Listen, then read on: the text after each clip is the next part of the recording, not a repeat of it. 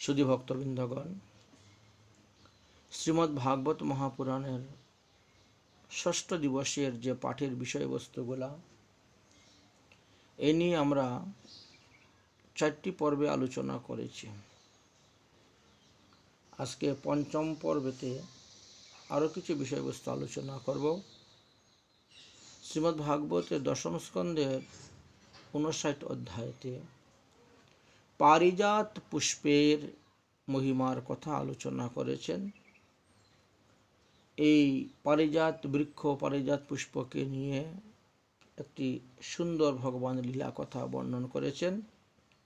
তো সেই কথাই এখন আমরা আস্বাদন করব।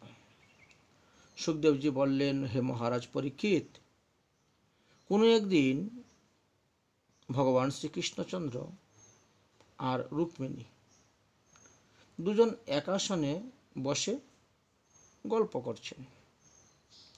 এমন সময় হঠাৎ তাই দেবশ্রী নারদ আসিয়া উপস্থিত হইলেন। ভগবান শ্রীকৃষ্ণ তৎক্ষণাৎ আসন থেকে উঠে দাঁড়ালেন।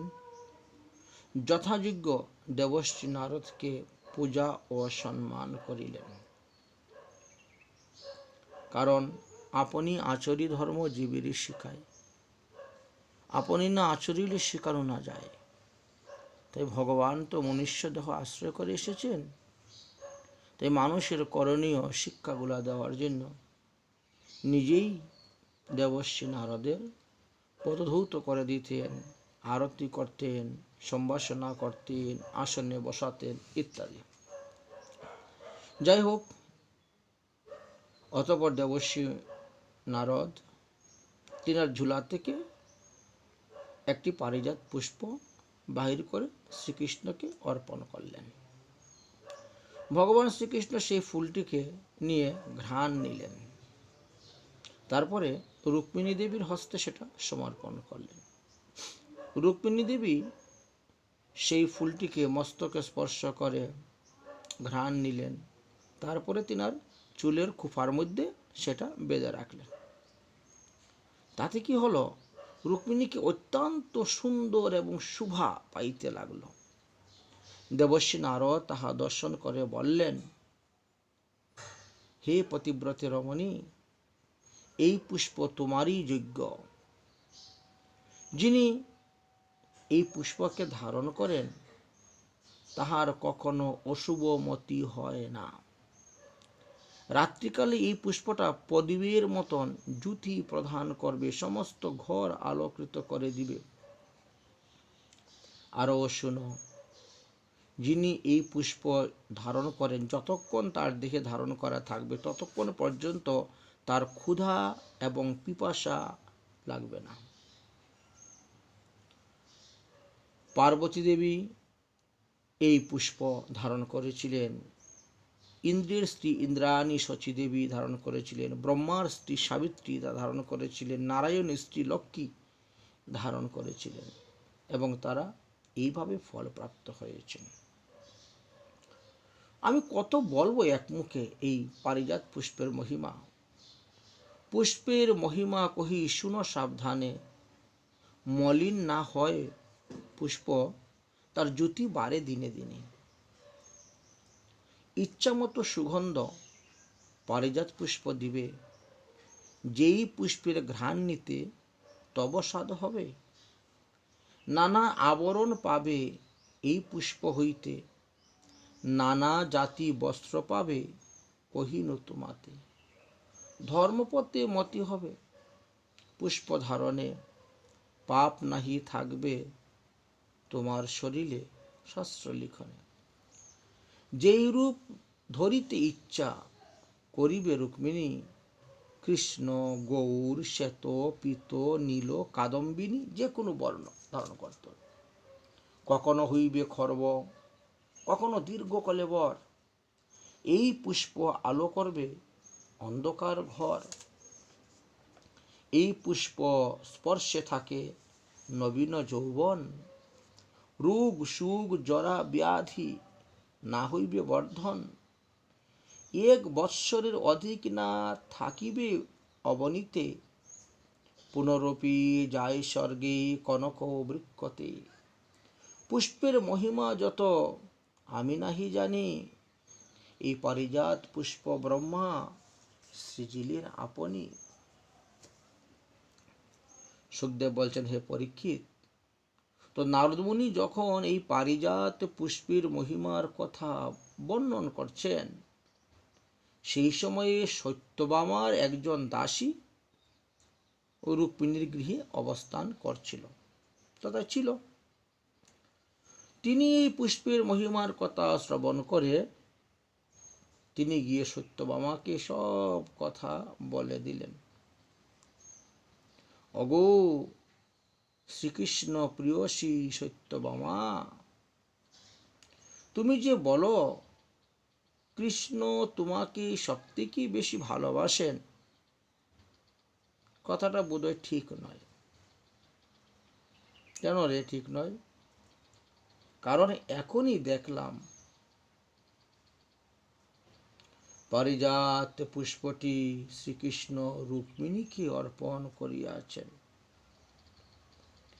দেবশ্রী নারদের দেওয়া সেই পারিজাত পুষ্প যদি তোমাকে দিতেন, তাহলে বুঝতাম তোমাকে সব থেকে বেশি ভালোবাসেন।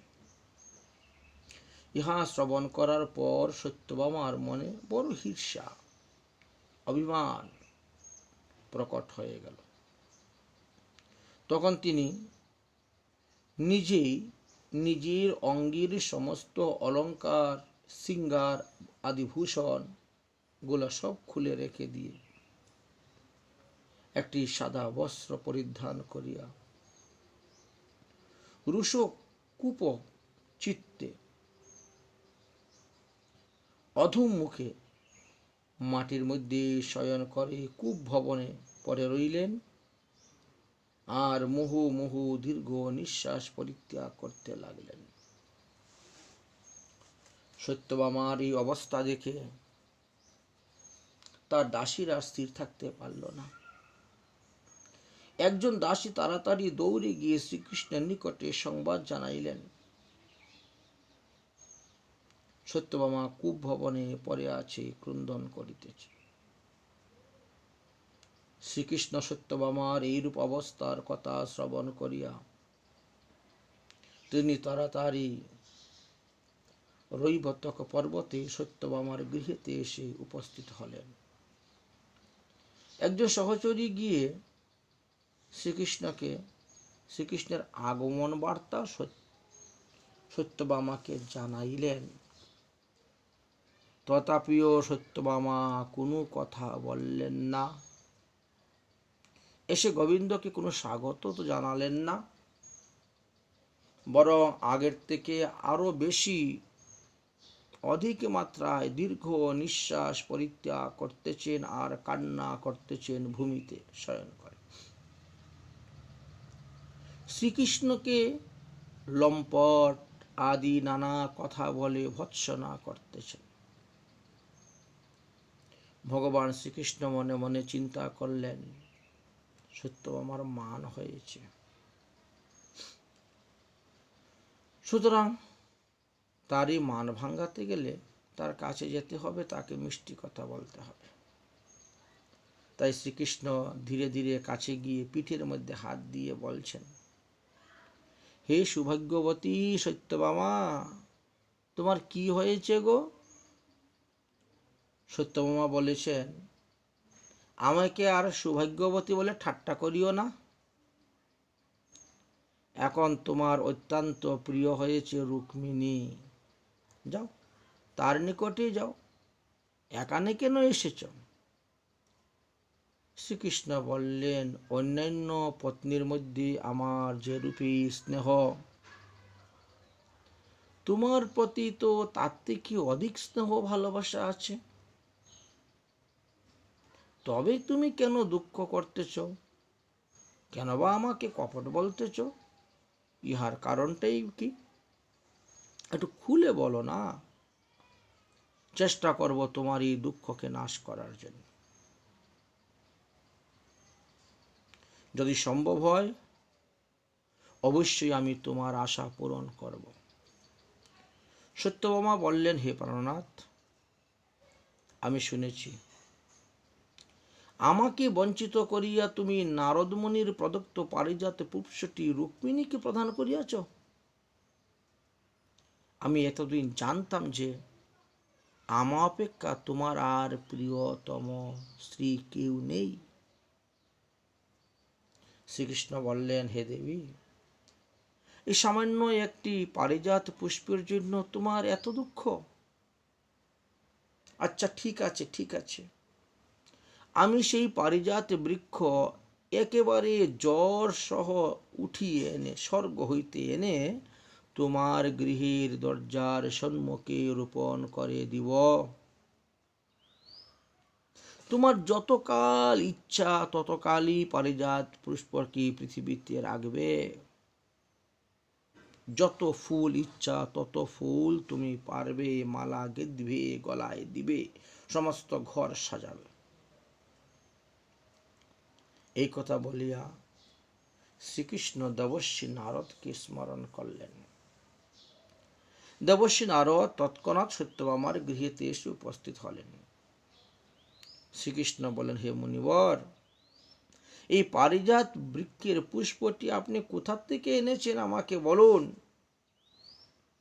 একটি পুষ্পের জন্য আমার গৃহেতে এত অশান্তি।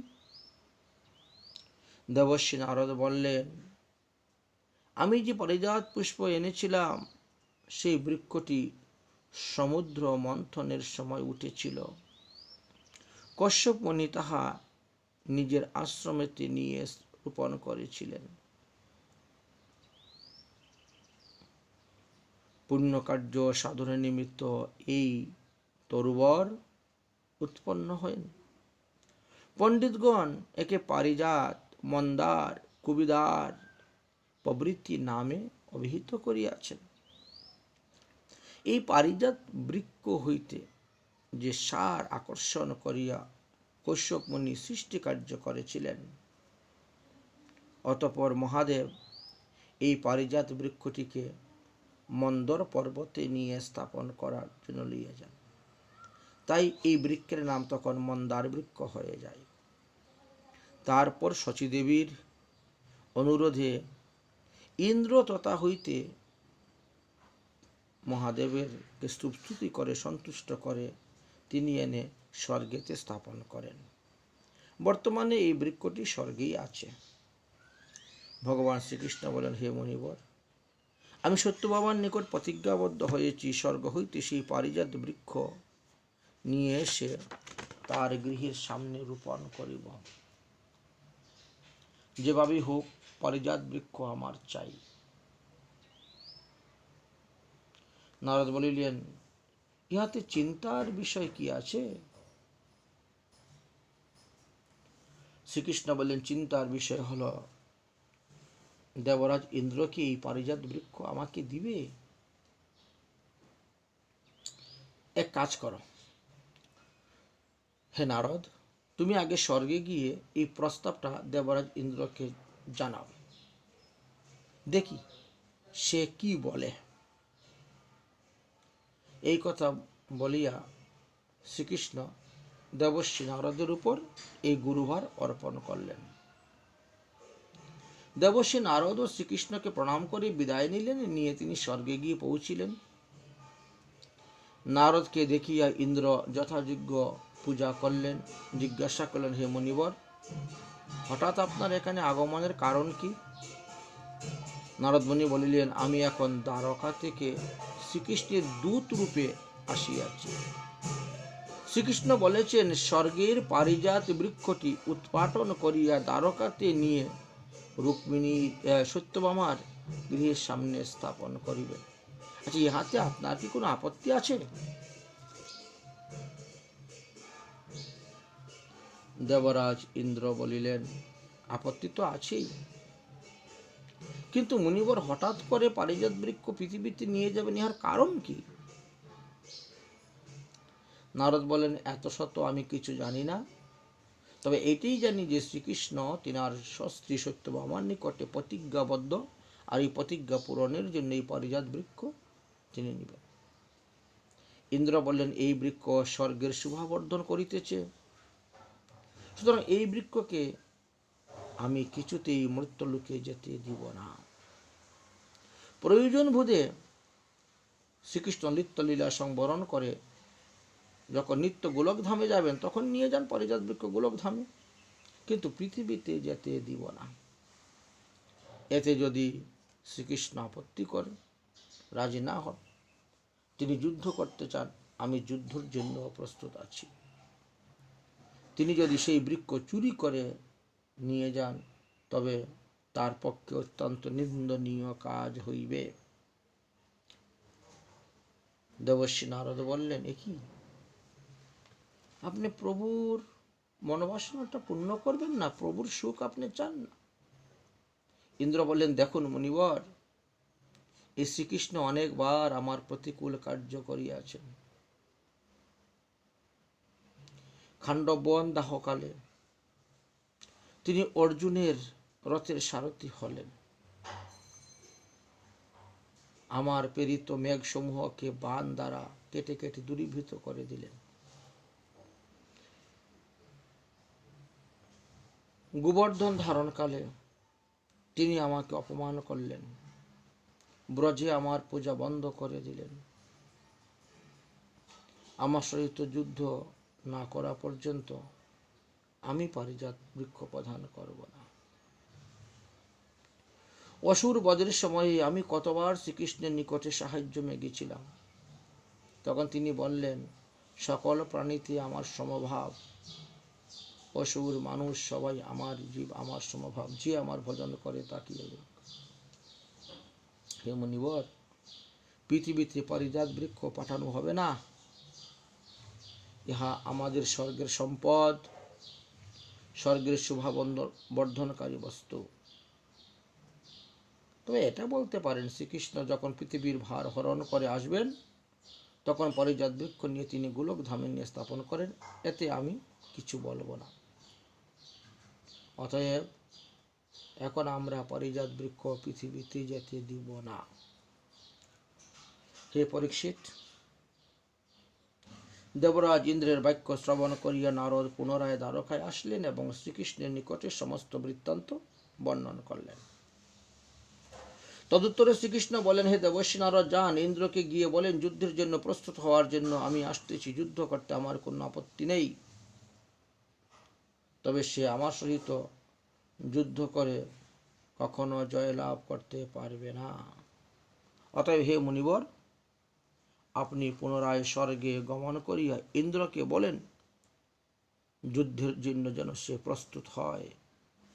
আমি বলপূর্বক তাদেরকে পরাজিত করি পারিজাত পুষ্প বৃক্ষকে নিয়ে আসব। শ্রীকৃষ্ণের আদেশ পাওয়া মাত্রই দেবর্ষি নারদ পুনরায় স্বর্গে গমন করলেন এবং ইন্দ্রের নিকটে শ্রীকৃষ্ণের প্রস্তাব নিবেদন করলেন। ইন্দ্র তখন দেবগুরু বৃহস্পতির নিকটে গিয়ে উপস্থিত হইলেন। দেবগুরু বৃহস্পতি বলছেন, ওরে পাগল, আমি একটুকু ব্রহ্মলোকে যেতে না যেতেই তোরা গন্ডগোল করে দিলি। ইন্দ্র বললেন, হে গুরুদেব, যা হওয়ার তো হয়েই গেছে, এখন আমরা কি করব তাই বলেন। বৃহস্পতি বললেন, যুদ্ধে যখন ঘোষণা দিয়েছেন তাহলে যুদ্ধের জন্যই প্রবৃত্ত হও, প্রস্তুত হও। কিন্তু ইন্দ্র, ইহাতে কার্যসিদ্ধি হইবে না। এই বলে বৃহস্পতি ক্ষীরসাগরে গমন করলেন। এদিকে শ্রীকৃষ্ণ গরুর পক্ষিতে আরোহণ করিয়া পারিজাত হরণার্থে নন্দন কাননে গিয়ে উপস্থিত হইলেন। পারিজাত বৃক্ষকে মূল, শিকড়, জড় সহিত উৎপাটন করিয়া গরুরের পৃষ্ঠে স্থাপন করিলেন। বৃক্ষটি তখন নিজ মূর্তি ধারণ করিয়া গরুরের পৃষ্ঠে বসলেন। শ্রীকৃষ্ণ বলিলেন, তোমার ভয় নেই, আমি তোমাকে দ্বারকায় নিয়ে স্থাপন করব, রূপণ করব। এদিকে অন্যান্য দেবগণ গিয়ে ইন্দ্রকে জানাইলেন যে পারিজাত বৃক্ষ নিয়ে শ্রীকৃষ্ণ চলে যাচ্ছেন। ইন্দ্র তখন যুদ্ধের জন্য প্রস্তুত হয়ে নন্দন কাননে এসে উপস্থিত হলেন আর বললেন, হে কৃষ্ণ, বিনা যুদ্ধে পারিজাত বৃক্ষ নিতে পারবেন না। যদি আমাদিগকে পরাজিত করতে পারেন তবে এই বৃক্ষ নিতে পারবেন। অতঃপর পরস্পরের মধ্যে সংগ্রাম শুরু হইল। ইন্দ্রের আদেশে ঘোর বায়ু প্রবাহ, উল্কাপাত, রক্তবর্ষণ ইত্যাদি হইতে লাগিল। শত শত বজ্রাপাত হইতে লাগিল। তথাপিও দেবগণ কিছুতেই শ্রীকৃষ্ণের সহিত যুদ্ধে পেরে উঠতে পারলেন না। ইহা দেখিয়া ব্রহ্মা কশ্যপ ঋষিকে আহ্বান করিয়া বললেন, যাও কশ্যপ, তুমি অদিতির সহিত গমন করিয়া তোমার পুত্র ইন্দ্রকে যুদ্ধ হইতে বিরত করাও, না হলে তার পরিণতি অনেক ভয়াবহ হয়ে যাবে। ব্রহ্মার আদেশে কশ্যপ তৎক্ষণাৎ স্বস্ত্রী সহিত যুদ্ধক্ষেত্রে আগমন করলেন।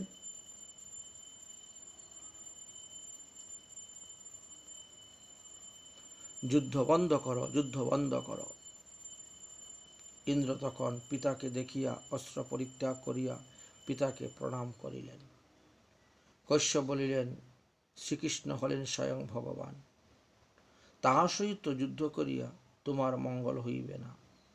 সুতরাং তাহার নিকট ক্ষমা চাও আর নন্দন কানন হইতে স্বর্গে গমন করো। সুখদেব বলছেন, হে পরীক্ষিত, পিতার আদেশে দেবরাজ ইন্দ্র তাহাই করলেন আর শ্রীকৃষ্ণ ও পারিজাত বৃক্ষ নিয়ে দ্বারকার অভিমুখে যাত্রা করলেন। আমরা যে পারিজাত বৃক্ষের কথা আলোচনা করতেছি, শ্রীমদ্ ভাগবত মহাপুরাণে অতটা বিস্তারিতভাবে বর্ণন করেন নাই। এই জন্য হরিবংশ গ্রন্থ থেকে বাকিগুলো সংগ্রহ করেছি। হরিবংশ গ্রন্থের বিষ্ণু পর্বের ৭৬ নং অধ্যায় থেকে এই অন্যান্য প্রসঙ্গগুলোকে সংগ্রহ করে আপনাদের নিকটে তুলে ধরতেছি। এখানে আমার কোনো মন গড়া কোনো কথা নয়, যা যে শাস্ত্র থেকে, যে পুরাণ থেকে পেয়েছি সেখান থেকে সেই সমস্ত কথাই আপনাদের সামনে তুলে ধরতেছি। যাই হোক, তাহলে প্রথমেই শ্রীকৃষ্ণ রৈবত পর্বতে উপস্থিত হইলেন, তথায় তরুবর পারিজাতকে সত্যভামার গৃহের সামনে স্থাপন করলেন। সত্যভামা অতি আনন্দিত। পারিজাত পুষ্পের পেরে মালা ঘিতে শ্রীকৃষ্ণের গলায় সর্বপ্রথম অর্পণ করলেন। তারপর একের পর এক ঘর সাজানো শুরু করলেন। একদিন দেবর্ষি নারদ সত্যভামার গৃহেতে এসে উপস্থিত হলেন আর তিনিও ওই পারিজাত বৃক্ষের মহিমার কথা আবার শুরু করলেন। অর্থাৎ রুক্মিণীর গৃহে যেভাবে বলছিলেন, সত্যভামার গৃহেতে আবার একটু অন্যরকম বলছেন। সেটা কিরকম?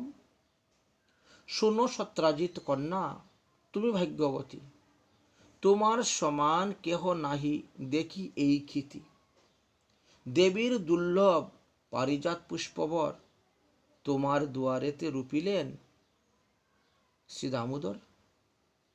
যে ব্রত করিলে স্বর্গে যাবে সত্যভামা, জন্মে জন্মে গোবিন্দ হবে প্রিয়তমা।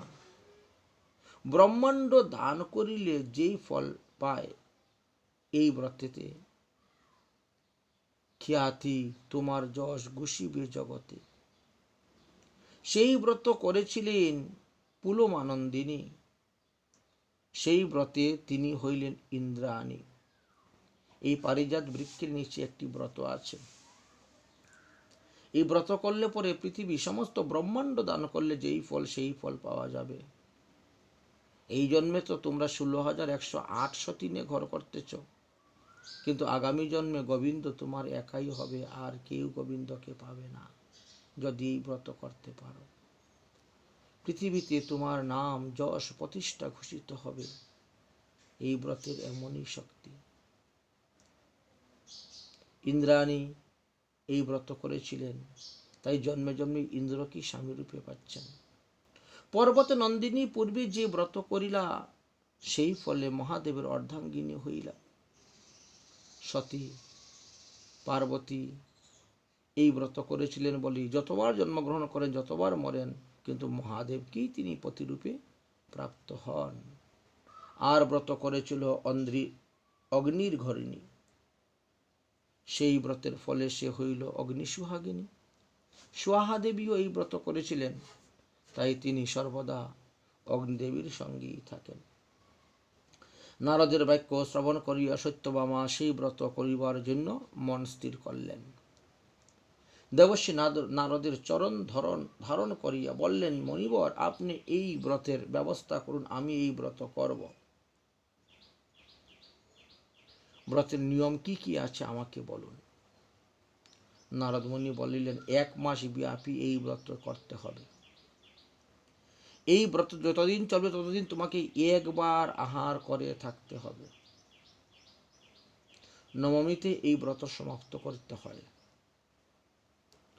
সর্বপ্রথম উমা এই ব্রত করেছিলেন মহাদেবের প্রীতির জন্য, সেই কারণে এই ব্রতের নাম উমা ব্রতও বলা হয়। এই ব্রতে মহাদেব সন্তুষ্ট হইয়া স্ত্রীলোকে মনের অভিষ্ট তিনি পূরণ করিয়া থাকেন। মুনি বলেন, কৃষ্ণ কাছে লহ অনুমতি, শ্রীকৃষ্ণ না হন তব একলার পতি। তুমি যে ব্রত করবে, শ্রীকৃষ্ণের নিকট থেকে অনুমতি নাও। তোমার একা তো আর কৃষ্ণ স্বামী নয়, আরও তো 16,160 জন, তারাও তো দাবি করতে পারে। নাহি জানো সতী তুমি ব্রতের বিধান, বৃক্ষেতে বাঁধিয়া দিতে হবে স্বামী দান। এই ব্রতের শেষ বিধান হলো স্বামীকে বৃক্ষের মধ্যে বেঁধে দান করতে হয়, কারণ যা দান করা যায় তাই পরে জন্মে পাওয়া যায়। যজ্ঞ সমাপ্তির দিন 1 লক্ষ গাভী দান করতে হবে, 160 মণ ধান দান করতে হবে, ততোধিক দক্ষিণা 1 কোটি সুবর্ণ দান করতে হবে।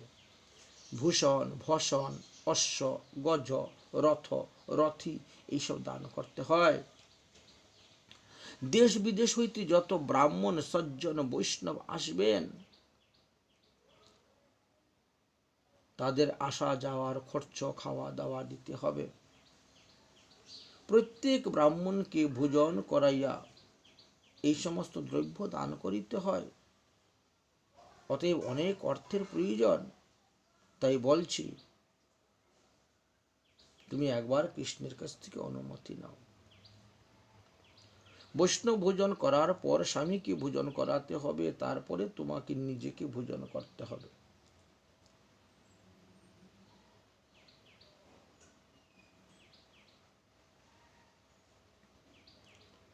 এমনকি শ্রীকৃষ্ণের আরো অন্যান্য পত্নীগণ যারা আছে তাদের কাছ থেকে অনুমতি নিয়ে ব্রতটা আরম্ভ করো, কারণ কৃষ্ণ তো তোমার একা স্বামী নয়।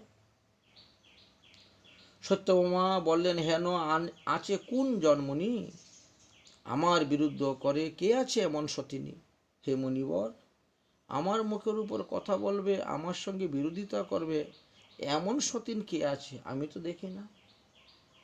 করিব গোবিন্দ দান যে বিধি আছে, কৃষ্ণ জিজ্ঞাইতে কি আছে বিস্মৃতি। ঠিক আছে, ওনাকে জিজ্ঞেস করে নিব, এতে কি আছে।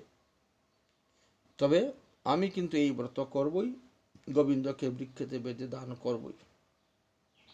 সুখদেব বলছেন, হে পরীক্ষিত। অতঃপর সত্যভামা শ্রীকৃষ্ণকে ব্রতের কথা বললেন। গোবিন্দ মুস্কি মুস্কি হাসছেন, হেসে বললেন, বাহ, ব্রত করা তো ভালো, করো, ব্রত করো, ভালো, ব্রত করো। নারদ বলিলেন, তবে আর বিলম্বের কোনো কারণে নেই, দরকার নেই, এবার ব্রত আরম্ভ করা যাক। এই বলিয়া নারদমুনি পুরোহিতের আসনে বসে গেলেন, সংকল্প করালেন, ব্রত আরম্ভ হল। সত্যভামা শ্রীকৃষ্ণকে পারিজাত বৃক্ষেতে বাঁধলেন। ব্রত সমাপ্তের দিন আসনে বসলেন। হস্তে তিল, গঙ্গার জল, কুশ, দুব্বা, ফুল, তুলসী ইত্যাদি নিয়ে হরিতকি এই সমস্ত নিয়ে সংকল্প মন্ত্র পাঠ করতে বসলেন। তাহা দেখিয়া শ্রীকৃষ্ণের অন্যান্য পত্নীগণ দূরে থেকে ক্রুন্ধন করিতে লাগলেন। কিন্তু সত্যভামা তাদেরকে কিছু বললেন না, কোনো পরোয়া করলেন না। সত্যভামা দান করিল দেবদামোদর, স্বস্তি স্বস্তি বলি নারদ লইল ধরি কর। সত্যভামা যখন গোবিন্দকে দান করে দিলেন, দেবর্ষি নারদ গোবিন্দকে গ্রহণ করলেন। অতঃপর নারদ মুনি শ্রীকৃষ্ণকে পারিজাত বৃক্ষের বন্ধন থেকে মোচন করিয়া বলছেন, এবার তুমি আমার হলে গোবিন্দ, এখন আমার সঙ্গে চলো, আমি যা বলবো তাই করবে। আজি হইতে আমার হইলে ভগবান, অকাতরে সত্যভামা করিল তোমা দান। রহিতে নারিবে আর দ্বারকা ভিতরে, লইয়া তো যাব আমি যথাযথাকারে।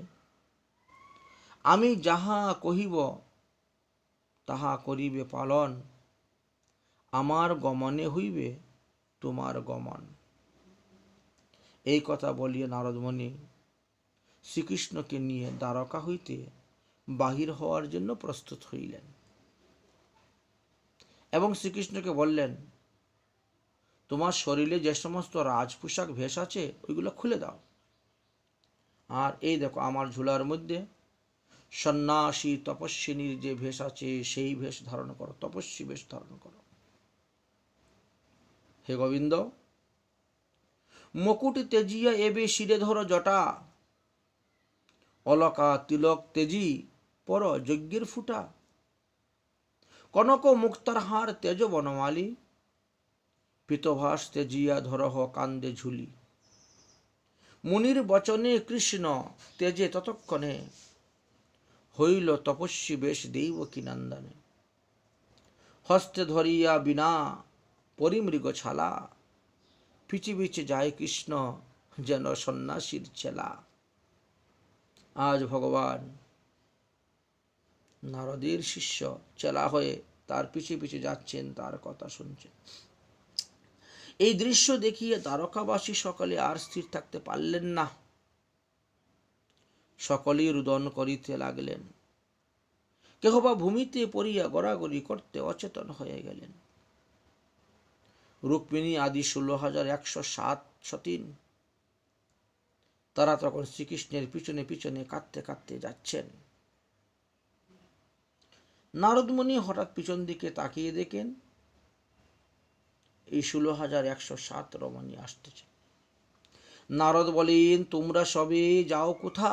এই তোমরা কোথায় যাচ্ছ? রুক্মিণী সাহস করে বললেন, স্বামী লইয়া যাও তুমি যথা। তুমি আমাদের প্রাণপতিকে যেখানে নিয়ে যাচ্ছ আমরা সেখানে যাব। মুনি বলেন, তোমার সবার নাহি প্রয়োজন, নানা স্থানে ফিরি আমি তপস্বী ব্রাহ্মণ। আমি তো ছোটবেলা থেকেই বাল ব্রহ্মচারী, আমি তো স্ত্রীলোকের সঙ্গ করি না, আর তোমাদের মতো স্ত্রীলোকের আমার কোনো দরকারও নেই। আমি তপস্বী ব্রাহ্মণ, বিভিন্ন স্থানে ফিরে ঘুরে ফিরে বেড়াই। এই 16,107 আমার কোনো প্রয়োজন নেই। রুক্মিণী বলেন, কৃষ্ণ দান নিলে মুনি, যৌতুক পাইলে 16,000 রমণী। দেখো, সত্যভামা তো তোমাকে দান করেছে না? হ্যাঁ, তো দানের পরে দানের যৌতুক দিতে হয়। এই যৌতুক হিসাবে আমরা তোমার সঙ্গে যাব, আমরা তোমার দাসী হব, তুমি যা আদেশ করবে তাই আমরা পালন করব। যেহেতু আমাদের স্বামী তোমার দাস হয়ে গেছেন, তাই আমরাও তোমার দাসী। তুমি যাহা বলবে তাই আমরা করব, আমরা তোমার সেবা করব।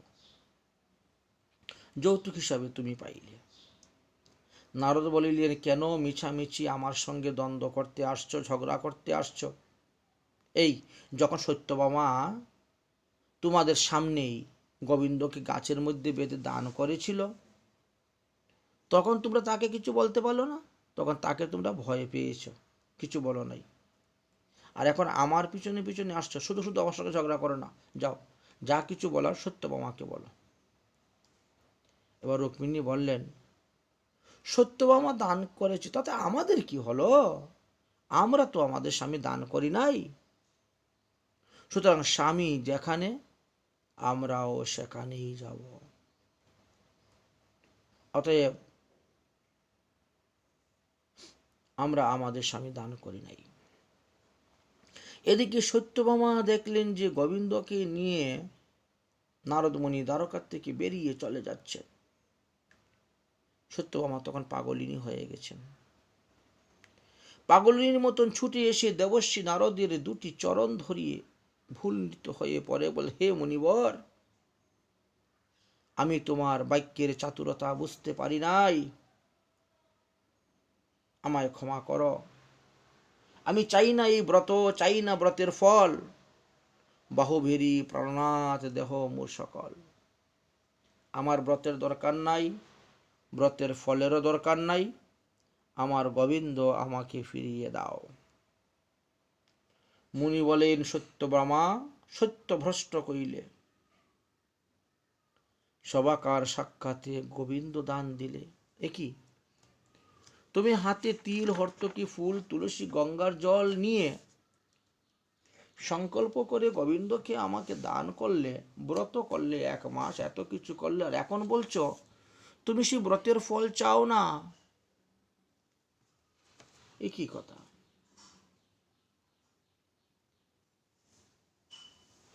এখন বলো ব্রতের নাহি প্রয়োজন, ব্রতের ফলে নাহি প্রয়োজন। আরে দেবী, দান লইয়া আমি দান দিব কি কারণ? আমি যে দান গ্রহণ করেছি, পেয়েছি, সেই দান আমি ফেরত দিব না। এটা তো আমার বস্তু, আমি কাকে দিব না দেবো সেটা আমি জানি। তোমার তো এতে কোনো অধিকার নাই, তোমার দান করা হয়ে গেছে। এই কথা বলিয়ে নারদমুনি বড় বড় চোখে সত্যভামার দিকে তাকাচ্ছেন। সত্যভামা ভয়ে কাঁপতে কাঁপতে বলছেন, আচ্ছা মুনিবর, আপনি যে বললেন যে পূর্বে শচী দেবী এই ব্রত করেছে, স্বাহা দেবী এই ব্রত করেছে, পার্বতী দেবী এই ব্রত করেছে, সাবিত্রী দেবী এই ব্রত করেছে, তবে তারা কেমন করে তাদের স্বামীকে নিয়ে গৃহ সংসার করতেছে, ঘর সংসার করতেছে, সুখে আছে, আর আমার স্বামীকে নিয়ে আপনি চলে যাচ্ছেন? নারদমুনি বললেন, দেখো সত্যভামা, অগ্নিদেবের 4 দিক, 7টি জিহ্বা, সপ্ত জিহ্বা, চতুর্দিকে ঘুরে ঘুরে। অগ্নিদেব সর্বভোগ্য, আর চতুর্দিকেই অগ্নির প্রচণ্ড তাপ। তো তাকে নিয়ে আমি কি করব? কখন বা আমার কুড়ে ঘর কুটিয়াটাই আগুন লেগে পুড়ে ছাই হয়ে যাবে, ভস্ম হয়ে যাবে। তাই তো সোহা দেবীকে তার স্বামীকে ফেরত দিয়ে দিয়েছি। এরকম লোকের আমার দরকার নেই। সত্যভামা বললেন, তাহলে পার্বতী কেমন করে মহাদেবকে পেলেন? এই ব্রত করে তিনিও তো গাছে বেঁধে মহাদেবকে দান করেছিলেন। দেবশ্রী নারদ বললেন, দেখো মহাদেব ওই নন্দীর পৃষ্ঠে বসে চলে, ষাঁড়ের পৃষ্ঠ ছাড়া চলতে পারে না। হাড়ের মালা গলায় দেয়, শ্মশানের ভস্ম ছাই মাখে, গলার মধ্যে সর্বদা বিষধর সর্প থাকে, ভূত প্রেরত লয়ে তার খেলা মেলা। তাই এই রকম লোক তো আমার দরকার নেই, অপবিত্র লোক, আমার পবিত্র প্রয়োজন। তাই পার্বতীকে তার স্বামীটাকে ফেরত দিয়ে দিয়েছি। আচ্ছা, সত্যমা বললেন, তাহলে ইন্দ্রাণী শচী দেবী কেমন করে তার স্বামী ইন্দ্রকে ফেরত পেলেন? দেবশ্রী নারদ বললেন, দেখো ইন্দ্রের হলো 1000 চক্ষু। সংসার পালনের জন্য বিধাতা তাকে সৃষ্টি করেছেন। সে কবু রথে, কবু অশ্বে, কবু ঐরাবতে চলে। বিনা বাহনে ইন্দ্র কখনো চলতে পারে না। তো আমি আমার নিজের পেটের খাবারই জোগাড় করতে পারি না, তো এই অশ্ব, ঐরাবত, রথ, রথী এদের খাবার কোথার থেকে সংগ্রহ করব? এই জন্য শচীকে তার স্বামী ফেরত দিয়ে দিয়েছে। কিন্তু দেবী, তোমার পতি শ্রীকৃষ্ণ তো সর্বগুণে গুণী, তার রূপের এবং গুণের সীমা নাই। হেন কৃষ্ণ পাইয়াছি যখন, তখন কি আর ফেরত দিব? কখনো ফেরত দিব না। এই কথা বলে আবার রওনা হয়ে গেছেন। সত্যভামা তখন মূর্ছিত হয়ে ভূমিতে পড়ে গেলেন। ভগবান শ্রীকৃষ্ণ বলছেন, দেবর্ষি নারদ, এবার ছল চাতুরি ত্যাগ করে দাও, অনেক কষ্ট পাচ্ছে ওরা। আমার প্রিয়াদের কষ্ট দেখে আমি আর স্থির থাকতে পারছি না। নারদ মুনি বলেন, হে গোবিন্দ, যে রমণী তোমার সাক্ষাতে অন্যান্য ব্রতের ফল লাভের আশায় ব্রত করতেছে, তাদের কিরকম দুর্মতি দেখো তো। এই দুর্মতিটা দূর করার জন্যই এই ব্যবস্থা করছি। পতির সাক্ষাতে যুবতীর নাহি ব্রত, পতির সেবন তার দান ধর্মরত। কৃষ্ণ বলেন, নাহি জানে সহজে স্ত্রী জাতি, তোমারে বিশ্বাস করে হয়েছিল ব্রতী। তারা কি আর এত কিছু জানে? নারদ তখন কমণ্ডল হইতে জল নিয়ে ছিটা দিলেন, বাতাস দিলেন, সত্যভামার চেতনা ফিরে আসলো, জ্ঞান ফিরে পেলেন। নারদ মুনি বলছেন, হে দেবী, দান করিয়া তাহা আবার ফিরত নিতে নাই। এতে বিরাট দোষ, অপরাধ, অধর্ম উৎপন্ন হয়। দেবর্ষি নারদের চরণে ধরে সত্যমা বলছেন, কোন একটি উপায় তো আছেই, আপনি আমাকে বলুন, আমি তাই করব। দেবর্ষি নারদ বলেন, তবে তুমি একটা কাজ করতে পারো। গোবিন্দ প্রমাণ মোরে দেহরত্ন দান, পাইবে ব্রতের ফল কহিনু বিধান। ঠিক আছে, গোবিন্দকে ওজন করে সেই রকম সুবর্ণ আমাকে দান করো। তখন শ্রীকৃষ্ণের 16,108 পত্নী তাড়াতাড়ি করে প্রত্যেকের হাতের, নাকের, কানের, গলার যত স্বর্ণ অলঙ্কার ছিল সবকিছু দিলেন। তাতেও গোবিন্দের ওজনের সমান হলো না। তাড়াতাড়ি সবাই গৃহে গেলেন, প্রত্যেকের গৃহে যত স্বর্ণের অলঙ্কার ছিল সমস্ত এনে দিলেন। দেবর্ষি নারদ তুলাদণ্ডে গোবিন্দকে বসিয়েছেন, এক পাশে সুবর্ণ আর এক পাশে শ্রীকৃষ্ণকে বসিয়ে মাপতেছেন, তাতেও হলো না। দ্বারকার সমস্ত ধন রত্ন অর্পণ করা সত্ত্বেও গোবিন্দের তুল্য হল না। কারণ শ্রী গোবিন্দ তো তখন বিশ্বাম্বর মূর্তি ধারণ করে বসে আছেন, তাই হচ্ছে না। নারদমণি শ্রীকৃষ্ণের হাত ধরিয়া তুলাদণ্ড হইতে উঠাইয়া বললেন, চলো গোবিন্দ, আর দ্বারকায় থাকা যাবে না। সত্যভামা তোমার সমতুল্য ধন দান করতে পারে নাই। দ্বারকাবাসীগণ ভূমিতে পড়িয়ে কাঁদতে লাগলেন। এমন সময় হঠাৎ সেখানে উদ্ধবাসী উপস্থিত হলো। কি ব্যাপার? দ্বারকায় এত কান্নাকাটি হাহাকার হচ্ছে, ব্যাপারটা কি? কেন কাঁদতেছ বলো? তখন প্রজাগণ সত্যভামা এবং নারদ মুনির চতুরারি সমস্ত কথা নিবেদন করলেন। উদ্ধব বললেন, হা রে, গোবিন্দ হইতে এত বড় ধনরত্ন ভারী বস্তু এই জগতে কি আছে তা তোমরা জানো না। আর সেই কথা শ্রীকৃষ্ণ তো বারবার নিজের মুখে বলে গিয়েছেন, কিন্তু তা তোমাদের মনে নেই, তোমরা ভুলে গিয়েছ, আমার মনে আছে। আপনার মুখে হরি কহিলা বারবার, আমা হইতে আমার নাম বড় ভার। সুতরাং হে দ্বারকাবাসীগণ, তুলাদণ্ডের সমস্ত ধন রত্ন ফেলে দাও। যার লুমকূপের মধ্যে এক একটি ব্রহ্মাণ্ড আছে, তাকে কি কোনো বস্তু দিয়ে ওজন করে দেয়? এই কথা বলিয়া উদ্ধব একটি তুলসী পাতা আনলেন, আর তার মধ্যে হরে কৃষ্ণ মহামন্ত্র লিখলেন। তুলাদণ্ডের উপরে ধরলেন। তখন দেখা গেল শ্রীকৃষ্ণ একেবারে হালকা হয়ে উপরে উঠে গেছেন, আর নাম এত ভারী হয়ে গেলেন নিচে গেলেন। সকলেই ভগবানের নামের মহিমা দেখে বিস্মিত হয়ে গেলেন। নারদ মুনি বললেন, শ্রীকৃষ্ণ হইতে কৃষ্ণ নাম বড় ধন, জপহ কৃষ্ণ নাম ধীর করি মন। অতএব শ্রীকৃষ্ণের নাম বড়ই ধন, মনকে ধীর করে স্থির করে সবাই কৃষ্ণ নাম জপ করতে থাকুন। নাম দান লইয়া নারদ মুনি যায়, সত্যভামা তখন যত ধন ছিল সব ব্রাহ্মণ বৈষ্ণবদেরকে বিলায়। সুখদেব বলেন, হে মহারাজ পরীক্ষিত, ভগবানের নাম, ভগবানের বিগ্রহ আর স্বয়ং ভগবান তিন একই রূপ, তিনে ভেদ নাই, তিন চিতানন্দ স্বরূপ। সুতরাং এই অপূর্ব মহিমাটি, নামের মহিমাটি আমরা পেলাম এই পারিজাত বৃক্ষ হইতে। দেবর্ষি নারদ সেই নাম নিয়ে চলে আসলেন।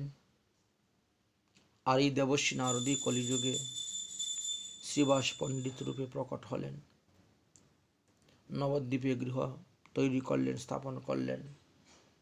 মহাপ্রভু প্রকট হলেন, আর শ্রীবাস অঙ্গন থেকে এই হরিনাম প্রেম বের করে নিয়ে সমস্ত জগতের মধ্যে প্রচার করলেন। এই তো হরিনামের মহিমা। শ্রীবাস হলেন নারদ মুনিবর, সত্যভামার দানের কথা খ্যাত চরাচর, তুলসী পাতায় নাম লিখে নারদ মুনিকে করলেন দান। এইভাবে আমরা কলিহত জীব এই হরিনাম পেয়েছি। তাই একজন সুস্থ মানুষ প্রতিদিন 21,600 বার শ্বাস গ্রহণ করে থাকে। কিন্তু যদি কোনো ভক্ত ষোলমালা জপ করেন, তাহলে 27,000-এরও বেশি তিনি হরিনাম করতে পারেন। 7 থেকে বেশি হরিনাম হয়ে থাকে। তাই হরিনাম করো সার, এবাব সাগর হবে বালুচর, হাটিয়া হইবে পার।